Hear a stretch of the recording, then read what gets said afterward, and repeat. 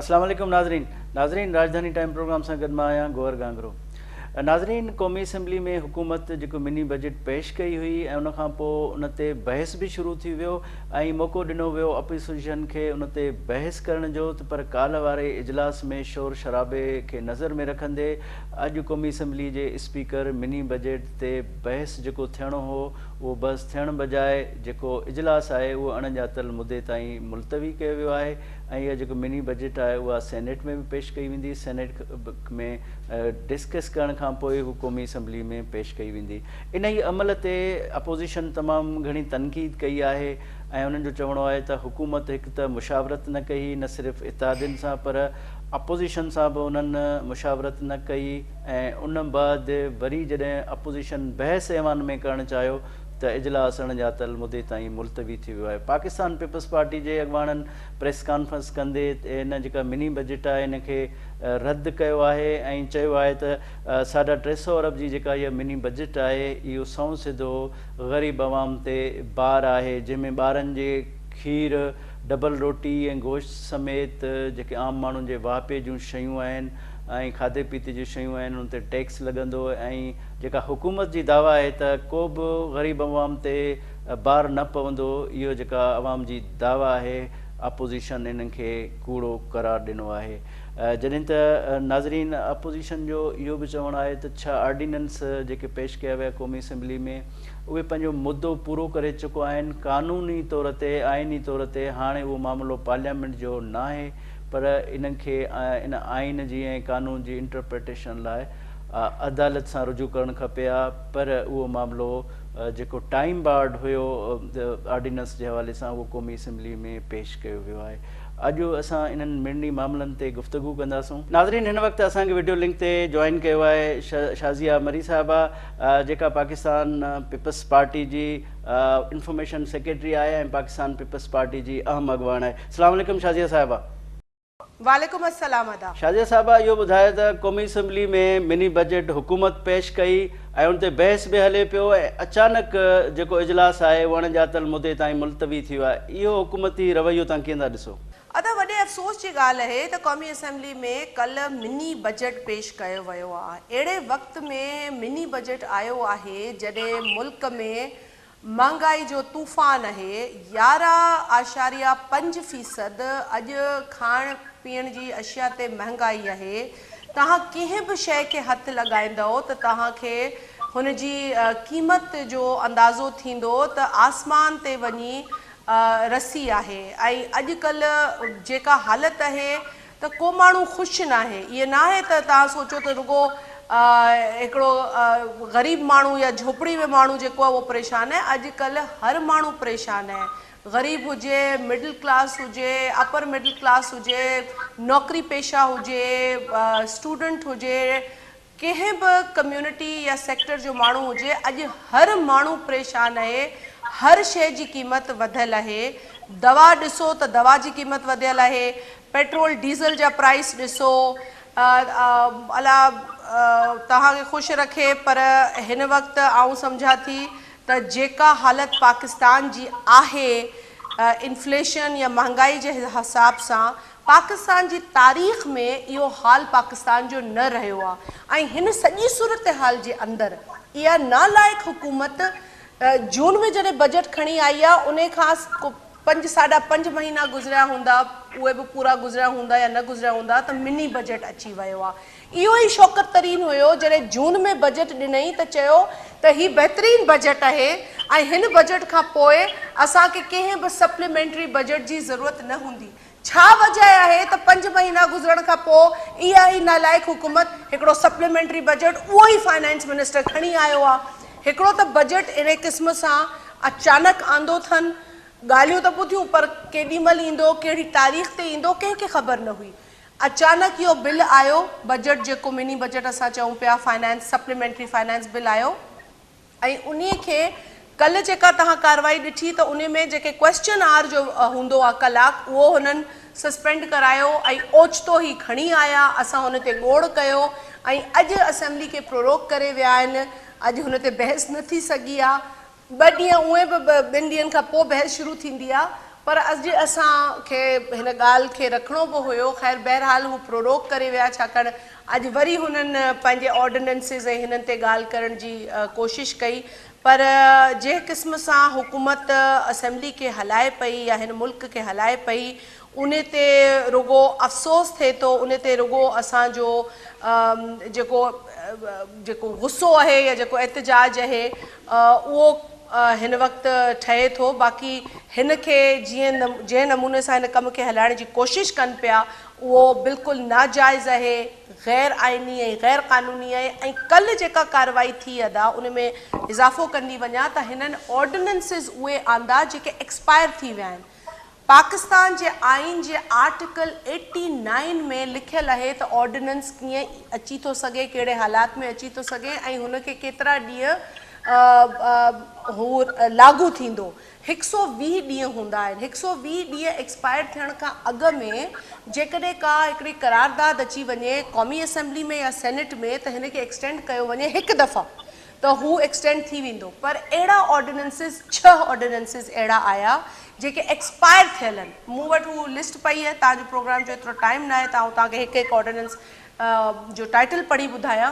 पर को ऑर्डिनेंस 22 तारीख़ ते एक्सपायर थी वियो आहे, को ऑर्डिनेंस 15 तारीख़ ते एक्सपायर आहे, को 29 ते एक्सपायर आहे। इहे सभु एक्सपायर ऑर्डिनेंसिस इन्हनि जेके आहे सो एक्सटेंड कराया आहिनि। त हीउ गैर आइनी कमु थियो आहे। इन जे हवाले सां पीपल्स पार्टी स्पीकर क़ौमी असेंबली खे ख़त लिखियो आहे त तव्हां हिकिड़ो ग़लति कमु कयो आहे, तव्हां गैर आइनी कमु कयो आहे, गैर क़ानूनी कमु कयो आहे ऐं तव्हांखे हिन खे वापसि हिन कम खे करणु खपे ऐं हिननि एक्सपायर्ड ऑर्डिनेंसिस खे एक्सपायर्ड करार ॾियणु खपे। अॼु इहो ॿुधायो त हिकु त टाइम बार्ड वारो मामिलो आहे जेके ऑर्डिनेंस आहे। ॿियो पार्लियामेंट जूं हिकिड़ियूं रिवायतूं हूंदियूं आहिनि त हुकूमत हिकु कानून साज़ी पेश पई करे, मिनी बजट पेश पई करे, अहम मामिलो आहे उहो इनिशिएटिव वठी जॾहिं अपोज़िशन बहस पई करे त अचानक अणॼातल मुदे ताईं इजलास मुलतवी थी वञे।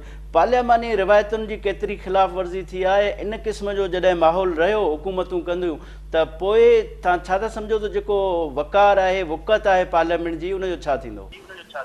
अदा न पार्लियामानी रिवायतुनि जो ख़्यालु आहे हिननि खे, न हिननि खे इख़्लाक़ी रिवायतुनि जो ख़्यालु आहे। तव्हांखे ख़बर आहे त मां भेण जी गारियूं ॾियनि था पार्लियामेंट जे अंदरि, न कंहिंजो पटको सलामत आहे, न कंहिंजी इज़त सलामत आहे। असां अलाए कहिड़े जंग में ॾिसूं पिया पाण खे जॾहिं असेंबली में वञूं था, असांखे ख़बर नथी पए त किथां कहिड़े क़िस्म जी ॻाल्हि थी वेंदी, किथां कहिड़ी ॻार अची वेंदी, किथां कहिड़ो हमिलो थी वेंदो। पर तंहिं हूंदे बि असां यकीनन असांखे तकलीफ़ आहे, ॾुख आहे, पर असां पंहिंजी ॻाल्हि रखूं था। कल्ह जेको बिल जीअं मूं इहो ॾिठो पिए त हिकिड़ो ही फाइनेंस सप्लीमेंट्री बिल तव्हांजो नाज़रीन बि ॾिसनि पिया त हिकिड़ो फाइनेंस बिल अची चुको आहे जून में, हाणे हिन जो सप्लीमेंट्री बिल आयो आहे। माना मज़ीद टैक्सिस अॻु में ई जेका महांगाई खे फेस करे पई आवाम, उन्हनि ते मज़ीद टैक्सिस जेको आहे इन बिल जे शक्ल में लॻाया वेंदा ऐं हिन में बेकरी आइटम्स ते बि हूंदो, नान ते बि हूंदो, तव्हांजे ॿारनि जे खीर ते बि हूंदो। हर क़िस्म सां माण्हुनि खे मज़ीद तकलीफ़ में विझण जो इहो तरीक़ो आहे। ऐं इन सां गॾोगॾु जेको ॿियो बिल आहे उहो स्टेट बैंक जे हवाले सां आहे त स्टेट बैंक खे तव्हां एतिरो इंडिपेंडेंट करे छॾियो त हुन में जेको गवर्नर आहे, डेप्यूटी गवर्नर आहे, ॿिया माण्हू आहिनि, उन्हनि ते ना को कार्रवाई थींदी कानूनी। जेकॾहिं हू ग़लति कमु कनि त उहो भले कनि। हिन मुल्क जे इन्फ्लेशन रेट खे हू कंट्रोल कंदा, हिन मुल्क जी मुआशी पॉलिसीज़ हू ठाहींदा ऐं हुननि खे हर क़िस्म जो इख़्तियार ॾिनो वेंदो। ऐं अफ़सोस सां चवणो थो पए त हिन वक़्तु बि जेको स्टेट बैंक जो हेड आहे, जेको गवर्नर आहे, उहो IMF जो मुलाज़िम आहे। त चवण जो मक़सदु आहे त टोटल कंट्रोल जेको आहे स्टेट बैंक जो उहो ॿिए ताक़त खे ॾियण जो पूरो बंदोबस्तु कयो वियो आहे, जंहिं ते असां भरपूर एहतिजाज कयो आहे। इहो बिल बि इंट्रोड्यूस थियो आहे। इन बिल सां असांजे मुल्क जी जेका सालमियत आहे उहा ख़तरे में थी अचे।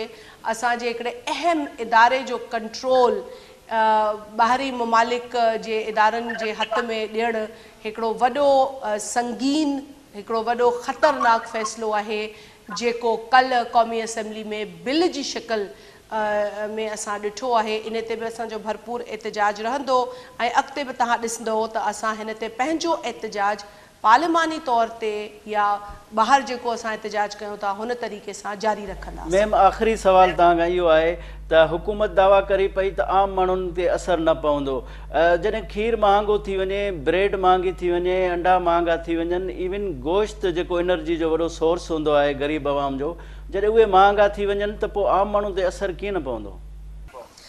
अदा इहा ई त ॻाल्हि आहे त आम माण्हू ते असरु कीअं न पवंदो। माना इमरान ख़ान चवे थो त पाकिस्तान सस्ता तरीन मुल्क आहे, इहो त उहो माण्हू चवंदो जेको सस्तो नशो कंदो हुजे। सस्तो नशो करे तव्हां इहा ॻाल्हि करे था सघो त पाकिस्तान सस्ता मुल्क है या पाकिस्तान में महंगाई नहीं है, या जीअं हुन परवेज़ खटक चयो त केपी में महंगाई नहीं है, केपी में कोई ग़रीब नहीं है। अहिड़ी अहिड़ी ॻाल्हियूं तव्हां ॿुधो पिया, अञा बि तव्हां ॻाल्हियूं ॿुधो था।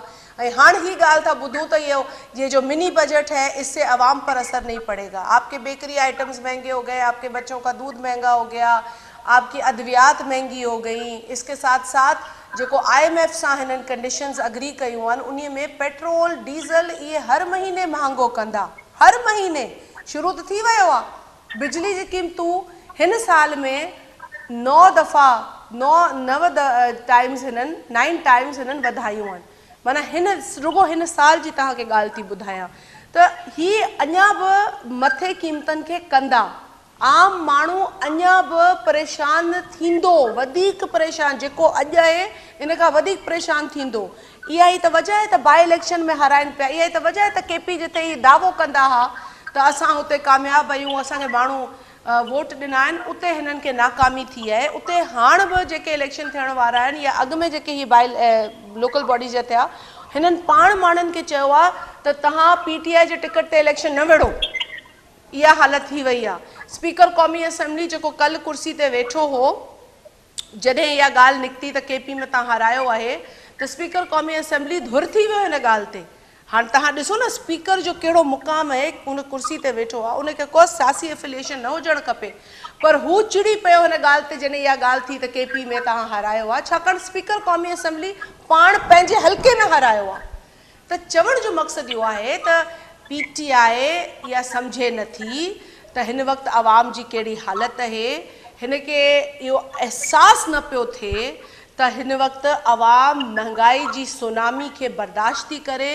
तबाही सरकार जी नालाइकी जे करे अॼु पाकिस्तान जो आवाम रोए पियो, पर ही माण्हू अॼु बि IMF खे सलाम कनि पिया, IMF जी ग़ुलामी करण लाइ तयारु आहिनि, हिन आवाम जी ख़िदमत करण लाइ तयारु नथा थियनि। ठीकु आहे शाज़िया मरी साहिबा, वॾी महिरबानी, तव्हां असांखे टाइम ॾिनो। नाज़रीन हिते वठूं था मुख़्तसर ब्रेक बैदि हाज़िर थींदासीं।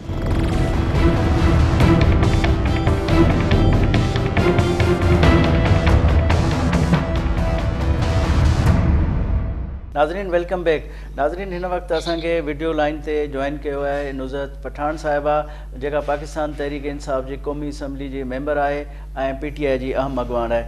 अस्सलाम वालेकुम। वालेकुम अस्सलाम। नुज़रत साहिबा इहो ॿुधायो त अॼु असम्बली में ही छा थी वियो, छो त इनिशिएट बि मिनी बजट जेका आहे उहा हुकूमत कई हुई ऐं उनखां पोइ अणॼातल मुदे ताईं इहो जेको इजलास आहे उहो मुलतवी कयो वियो स्पीकर जो, इन हवाले सां तव्हां छा चवंदो? इहो हिकिड़ो प्रोसेस आहे। हीउ बजट जेको असेंबली में पेश कयो वियो उहो हाणे सेनेट में वेंदो, सेनेट मां उतां डिस्कस थी करे उतां थी पोइ वरी हिते वापसि ॿीहर थींदो ऐं 10 तारीख़ ताईं इंशाअल्लाह 10 तारीख़ ते इजलास वरी काल्ह आहे, वरी हिन ते डिस्कस थींदी ऐं पोइ इंशाअल्लाह पास थी वेंदो। अच्छा, अपोज़िशन खे इहा शिकायत हुई त हुकूमत पहिरां मुशावरत नथी करे, ऑर्डिनेंस जारी करे छॾे थी ऐं अचानक असम्बली में लय कयो पियो वञे ऐं उनखां पोइ माहौल अहिड़ो जोड़ियो पियो वञे जो उनजे हवाले सां मुशावरत कोन पई थिए, डिबेट कोन पई थिए, त छा अपोज़िशन जी इहा शिकायत जाइज़ आहे? अपोज़िशन जूं शिकायतूं हमेशह रहंदियूं आहिनि हुकूमत सां, उहा पोइ कहिड़ी बि अपोज़िशन हुजे, चाहे उहा असीं अपोज़िशन में हुजूं या नवाज़ हुजे या पीपल्स पार्टी हुजे, हुकूमत सां सदाईं शिकायतूं रहंदियूं आहिनि मुख़्तलिफ़ इशूज़ जे मथां। आउं सम्झां थी त सभिनीनि खे ख़बर आहे त मिनी बजट कॾहिं बि जेको आहे सो पहिरीं हुकूमत पंहिंजी कैबिनेट में खणी ईंदी आहे, कैबिनेट में खणी अचण खां पोइ जेका आहे सा हूअ हाउस में खणी ईंदी आहे ऐं हाउस में टाइम पीरियड ॾिनो वेंदो आहे त भई हिन ते डिस्कस कयो वञे। हीअ डिस्कस करण लाइ तयारु कोन्हनि, हीअ ॿुधण लाइ बि तयारु कोन्हनि। जेकॾहिं सुभाणे कल्ह जेको माना असेंबली जे अंदरि जेको कुझु थियो माना जेको जॾहिं पेश कयो पियो वियो बजट, जे ओॾी महिल ई ॿुधंदा चुप करे वेही ऐं ॿुधण खां पोइ पंहिंजा पॉइंट रेस कंदा त आउं सम्झां थी उहो शायदि वधीक पावरफुल पोज़ीशन हुजे हा उन्हनि जी, पर हुननि ॿुधण ई कोन पियो पसंदि कयो। जॾहिं हिकिड़ी शइ ॿुधबी कोन्हे त उन जो जवाबु ताईं छा ॾींदा, ऐं जवाबु ॾियण जो तरीक़ो हिननि को सिर्फ़ु इहो ई रखियो आहे त पेपर्स फाड़णु ऐं रोस्ट्रम ते अचणु, स्पीकर सां तौहीन करणु, पंहिंजो वज़रा सां बदतमीज़ी करणु, उन्हनि खे माउ भेणुनि ते घटि वधि ॻाल्हाइणु, उन्हनि जी तौहीन करणु ऐं पंहिंजो ऐवान जो जेको उहो हिसो जिते प्राइम मिनिस्टर वेहे थो, मिनिस्टर्स वेहनि था, उनजो घेराव करणु, त पोइ उहो अगरि जे अवाम जे हक़ में बि अगरि ॻाल्हाईंदा न त उहो ॿुधंदो केरु कोन। सो आउं सम्झां थी त बहितर तरीक़ो इहो आहे त इहो बजट जी इजलास ॿुधिजे हा।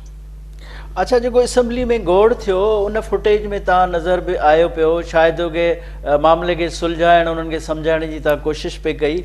हाणे जेको बयानियो आहे, अपोज़िशन चए पई हुकूमत अगराई कई आहे, ऐं जॾहिं त हुकूमत चए पई अपोज़िशन जी अगराई हुई, त इहा माजरा छा हुई? अगराई त अपोज़िशन ई कई हुई। एॾो सीनियर संजीदा क़िस्म जो लीडरशिप में अचे थो साईं नवीद कमर साहब, तमामु संजीदा क़िस्म। असां माण्हू हुन खां सिखंदा आहियूं, हुनजी स्पीच खां, हुनजी जेको कानूनी तौर ते हू जेके आइन ते ॻाल्हाईंदा आहिनि, त जेके जूनियर हूंदा आहिनि मेंबर असेंबली जा, उहे हिननि खां सिखंदा आहिनि। पर कल्ह मूंखे हैरत थी, ऐं हू तमामु हिकिड़ो सॉफ्ट क़िस्म नेचर रखण जो वारो इंसानु आहे।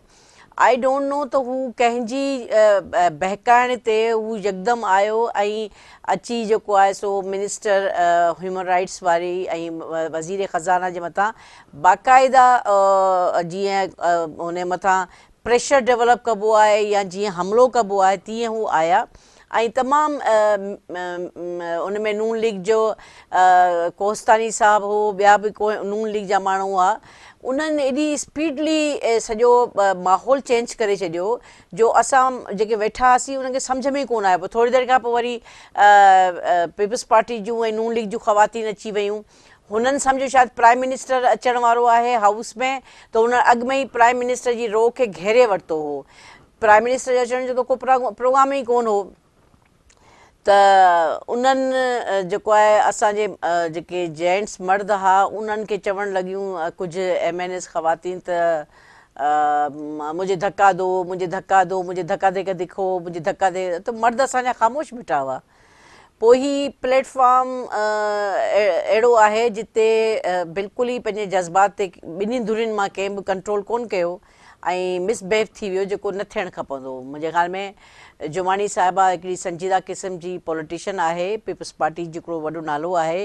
हेॾा ग़ज़ाला सैफ़ी साहिबा बि तहरीक इंसाफ़ जो हिकिड़ो संजीदा क़िस्म जो पढ़ियल लिखियल ख़ातून जो नालो आहे।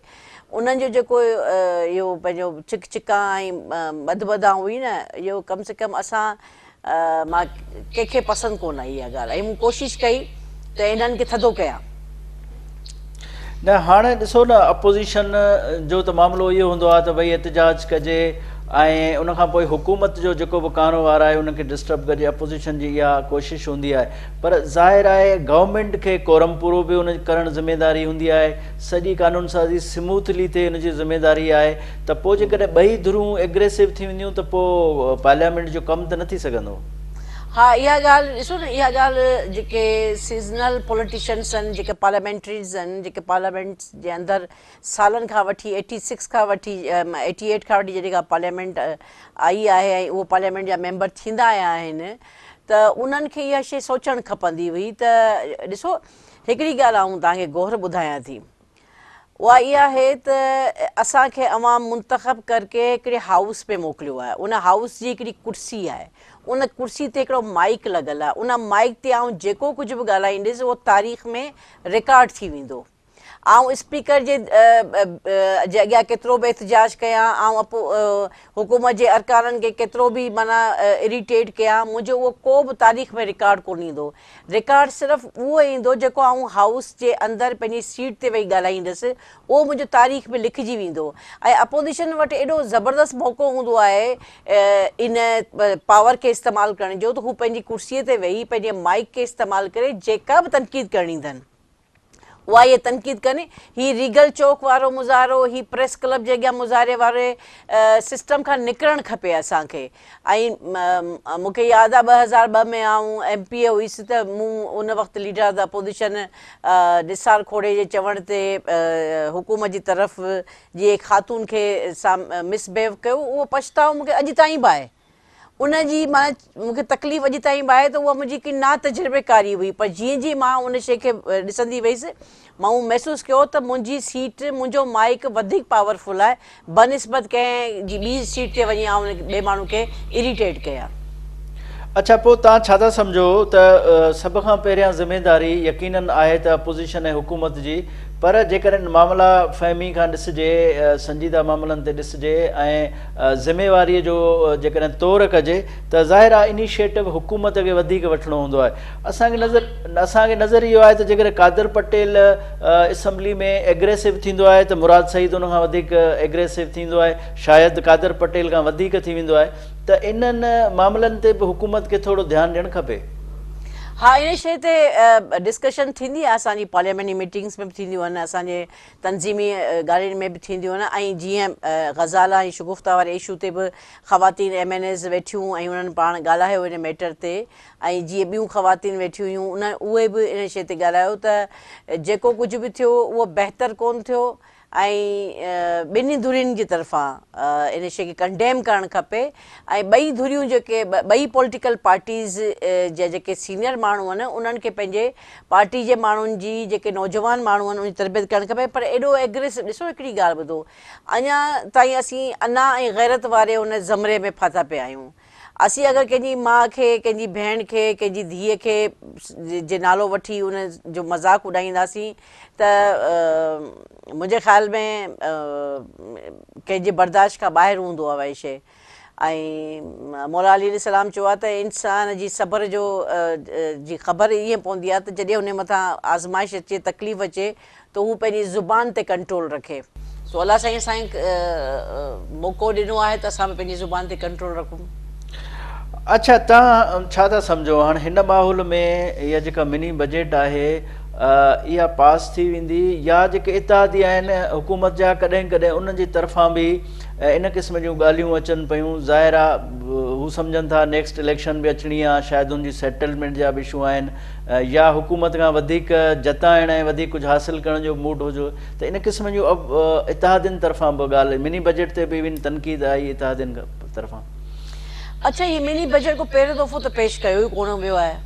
हमेशह हुकूमतूं पंहिंजे आसानी मुताबिक़ पंहिंजे वहिंवार खे हलाइण जे लाइ मुख़्तलिफ़ टाइमनि ते मुख़्तलिफ़ गवर्नमेंटूं मिनी बजट्स वठी ईंदियूं आहिनि ऐं मुख़्तलिफ़ हुकूमतूं मुख़्तलिफ़ अंदाज़ में IMF वटि वेंदियूं आहिनि।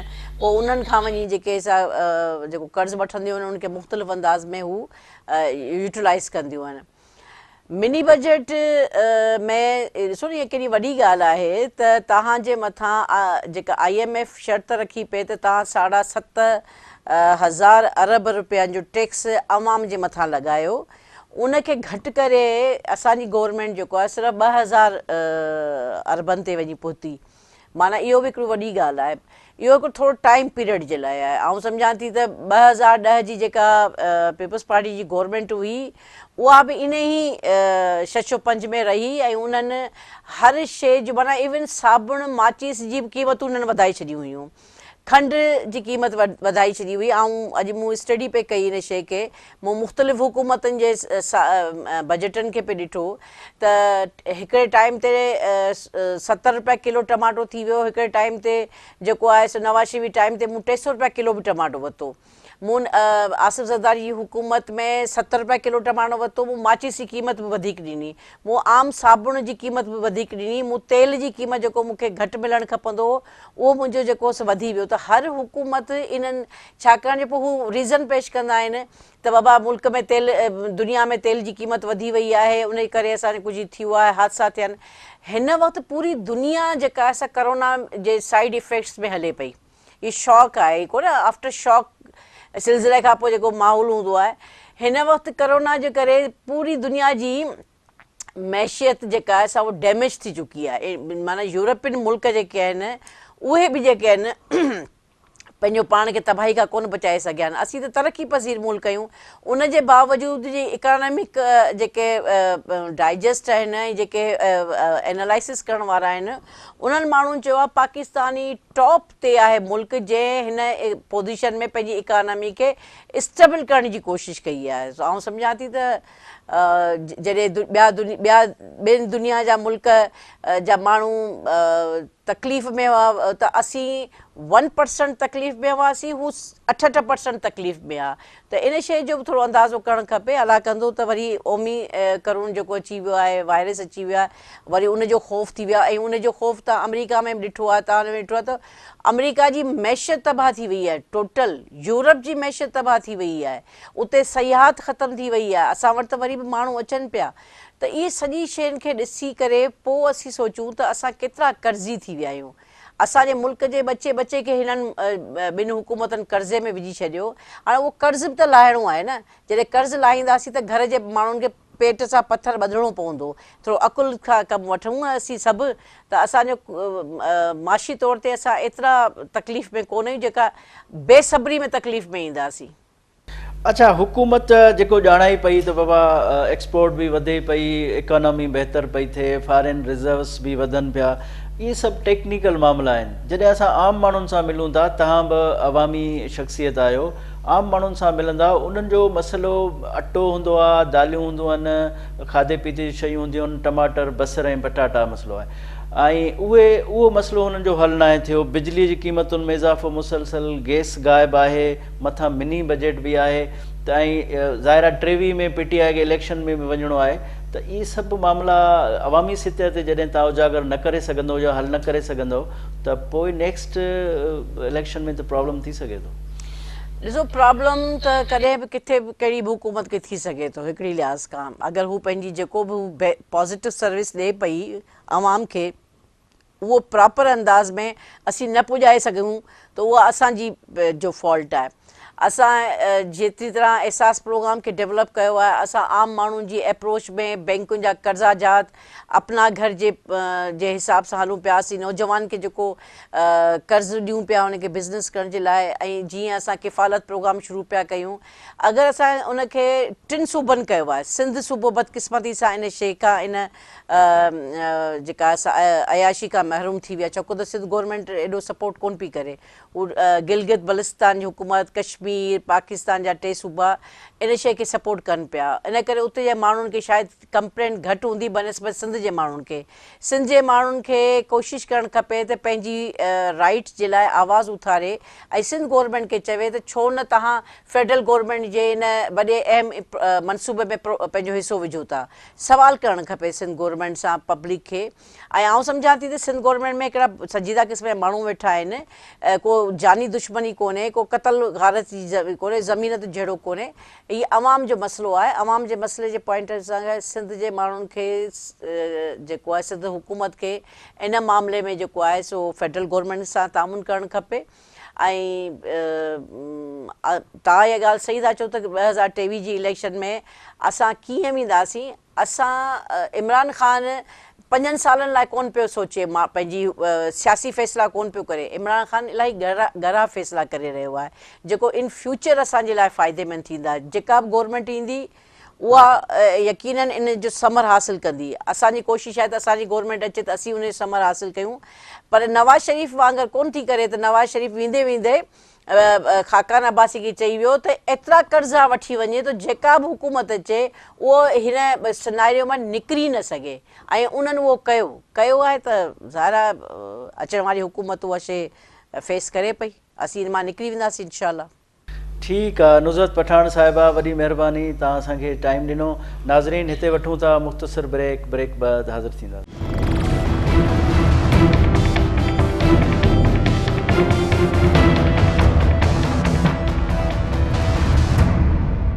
नाज़रीन, वेलकम बैक। नाज़रीन, हिन वक़्तु टेलीफोन लाइन ते असांखे जॉइन कयो आहे आलिया कामरान साहिबा, जंहिंजो तालुक़ JUIS आहे ऐं क़ौमी असम्बली जी मेंबर आहे। अस्सलाम वालेकुम आलिया साहिबा। जी वालेकुम अस्सलाम। आलिया साहबा, ये बताएं कि आज क्या हुआ कि मिनी बजट पे बहस हो रहा था, मिनी बजट पेश भी गवर्नमेंट ने की थी, बड़ा एम्फसिस भी दे रहे थे, और अचानक इजलास जो है वो गैर मुअय्यना मुद्दत तक मुलतवी कर दिया। गवर्नमेंट के इस रवैये पे क्या कहेंगे आप? जी, असल में उनके पास, आपने पहले भी इस पूरे वीक में देखा होगा कि उनके पास एजेंडा नहीं था कोई भी काम करने का, और अगर एजेंडा था भी, यानी हम आवाम के फलाह बहबूद के लिए, उनकी लेजिस्लेशन के लिए इस हाउस में बैठते हैं, तो वो भी उस पर भी वर्क नहीं हो रहा था, और सिर्फ इस वजह से कि हुकूमत अपना कोरम पूरा करने में नाकाम हो रही थी। और क्योंकि कोरम पूरा करना गवर्नमेंट की जिम्मेदारी होती है, तो अब आप देख लें कि आज सिर्फ एक फातिहा की गई और उसके बाद जो है इजलास गैर मुअय्यना मुद्दत के लिए जो है वो मुलतवी कर दिया गया। तो इससे पता चलता है कि वो सिर्फ और सिर्फ इजलास किस लिए बुलाते हैं। वो तो अव्वल ऑर्डिनेंस के जरिए तमाम जो है मामला चला रहे हैं, और अब चूंकि इस पे IMF की शरायत थी इस मिनी बजट के ऊपर, तो इस वजह से इनको मजबूरी में जो है ना यहाँ पर हाउस में इसको ले करना पड़ा। अच्छा, ये बताएं कि ये गवर्नमेंट, ज़ाहिर है गवर्नमेंट जब भी कोई कानून साजी इनिशिएट करती है तो उनका रवैया भी इस तरह होता है, लेकिन जिस तरह का शोर शराबा हुआ, जिस तरह गवर्नमेंट के काफ़ी ऐसे मेंबरान हुए, उनका एग्रेसिव लहजा था, तो इस लहजे से क्या समझती हैं कि आप ट्रेजरी बेंचेस से इस तरह की कानून साजी हो सकती है? देखिए, पहले भी वो इसी तरह की कानून साजी करते रहे हैं, और जो कल एक जिसको हम बड़ी गलत बात समझते हैं वो ये है कि 6 ऑर्डिनेंस ऐसे थे कि जो अपनी मुद्दत पूरी कर चुके हुए थे, और वो गैर आईनी तौर पर जो है और मतलब वो पेश किए गए हाउस के अंदर। ऑर्डिनेंस में तो सी ली गई है, जबकि सिर्फ और सिर्फ जो है वो अदालत इसके ऊपर जो है उसको इंटरप्रेट कर सकती है इन मामलात को, ये हाउस नहीं कर सकता था। आप ये देख लें। दूसरी बात आप ये देखें कि उनका रवैया हमेशा से हुकूमत का जो है वो अग्रेसिव रहा है। इत्तेहादी भी इसके ऊपर बात करते रहे हैं अपने हुकूमत के रवैये के ऊपर, बल्कि उनके अपने हुकूमती अरकान भी इस चीज़ पे बात करते हैं, लेकिन वो ये चीज़ नहीं समझ पाते हैं, और बल्कि वो समझ भी नहीं पाएंगे। अच्छा, ये ऑर्डिनेंस का मामला टाइम बार्ड तो था, लेकिन जो पार्लियामानी रवायात हैं, अपोजिशन की ये गिला है कि मिनी बजट लाने से पहले या कोई भी कानून साजी पहले गवर्नमेंट मुशावरत नहीं करती, रात के अंधेरे में ऑर्डिनेंस आ जाता है, पेश किया जाता है। इत्तेहादी जमातें कहती हैं कि मिनी बजट का कोई ले करने से पहले कोई ड्राफ्ट नहीं मिला, हमें कोई एतमाद साजी नहीं हुई। तो इस तरह की जो रवायत हैं, पार्लियामानी रवायात PTI हुकूमत की, तो इस पे क्या आप कमेंट करेंगे? देखें, कोई भी जब भी हुकूमत ने, जब इनको तरीका नहीं आता है, जब भी आपने मामला चलाने होते हैं मुल्क के, तो आपको अपोजिशन को लेके बैठना होता है। आपने हमेशा से इनका रवैया देखा होगा, कभी भी अपोजिशन को साथ लेकर नहीं चले हैं, और इसी तरह से गालम गलोच से, और बल्कि कल तो एक वो हाथापाई वाला वाकया भी हो गया, इस तरह के वाकयात से जो है मतलब वो अपना ये हाउस चला रहे होते हैं। तो जहां तक ये बात है, जो मंगते मुमालिक होते हैं, जैसे हम भीख मांग रहे होते हैं हमेशा की तरह, वो मजबूर हैं, उनके ऊपर जो भी शरायत लगाई जाएंगी, IMF जो भी शरायत लागू करे। लेकिन इस वक्त हुकूमत को चाहिए था कि वो अपोजिशन को एतमाद में लेती, बैठते, शायद हम कुछ इसका हल निकाल लेते, शायद हम उनको कुछ अच्छी तजावीज़ दे देते। मुल्क तो सबका है, हमारा भी है, उनका भी है, लेकिन कम से कम उनको अपने रवैयों के ऊपर जो है नजरसानी करनी चाहिए। और अभी भी वक्त है कि वो इसके ऊपर जो है हाउस में जो डिबेट था, उन्होंने कल स्पीकर साहब ने कहा कि वो करवाएंगे, लेकिन मुझे नहीं लग रहा कि उस तरह से करवाया जाएगा, क्योंकि कल भी हाउस बुलडोज किया गया तमाम मामलात के अंदर, और कोई विदाउट डिस्कशन जो है वो इसको यहाँ से पास करवाने की कोशिश करेंगे। आज मैम, आप क्या समझती हैं कि गवर्नमेंट खुद ज़हनी तौर पे तैयार नहीं थी ये मिनी बजट लाने के लिए, या जो तनकीद हुई है उससे डर गई है? क्योंकि ले करने के बाद असम्बली में अपोजिशन ने बहस भी शुरू कर दिया, उसके बाद इजलास मुलतवी हो गया, फिर 10 तारीख के बाद ही इजलास होगा, सेनेट में होगा। ये डिलेइंग टैक्टिस खुद इनिशिएट गवर्नमेंट किया, और डिलेइंग टैक्टिस भी गवर्नमेंट दे रही है। देखिए, ये कंफ्यूज है, शुरू से ही कंफ्यूज है। और आपने कल ये देखा होगा कि जवाब हम अगर सवाल गंदम का करते थे तो जवाब चना वाली बात थी कि अगर उन्हें कहा जा रहा था कि आप आवाम पे बोझ क्यों डाल रहे हैं इस तरह का बजट लाके, तो आगे से जवाब मिलता था कि ऑर्डिनेंस मतलब ये इस तरह से कर रहे हैं तो आप पहले करते रहे अब हम भी करते रहेंगे। तो मतलब वो उस तरह से सीरियस बिहेवियर नहीं था वहां से जो जवाब भी मिल रहा था, और वो भी यही कहा जाता था कि जी आप करते रहे हैं तो हमने भी करना है। असल मसला ये है कि ये उस तरह से इनके अंदर वो पुख्तगी नहीं है पीटीआई के अंदर, हुकूमत के अरकान के अंदर, जबकि इनके बहुत सारे मेंबरान जो तो उधार के इन्होंने लिए हुए ना या लोटों की सूरत के अंदर इनके पास आए हुए, उसके बावजूद जो इनको मशवरे देने वाले हैं, जो करता धरता है, वो शायद इनको समझा नहीं पा रहे हैं कि इस तरह से हुकूमतें नहीं चलती हैं, और इस हुकूमत को अगर अपोजिशन ना भी गिरा पाए तो ये खुद ब खुद अपने ही बोझ से गिरेंगे, अपनी ही नाअहली की वजह से गिरेंगी। ठीक है आलिया कामरान साहिबा, बहुत शुक्रिया आपने हमें टाइम दिया। नाज़रीन ही छो तव्हां ॾिठो ईंदड़ राजधानी टाइम में कंहिं नए मौज़ू सां गॾु हाज़िर थींदासूं। पंहिंजे मेज़बान गौर गांगरो खे इजाज़त ॾींदा। अल्लाह हाफ़िज़।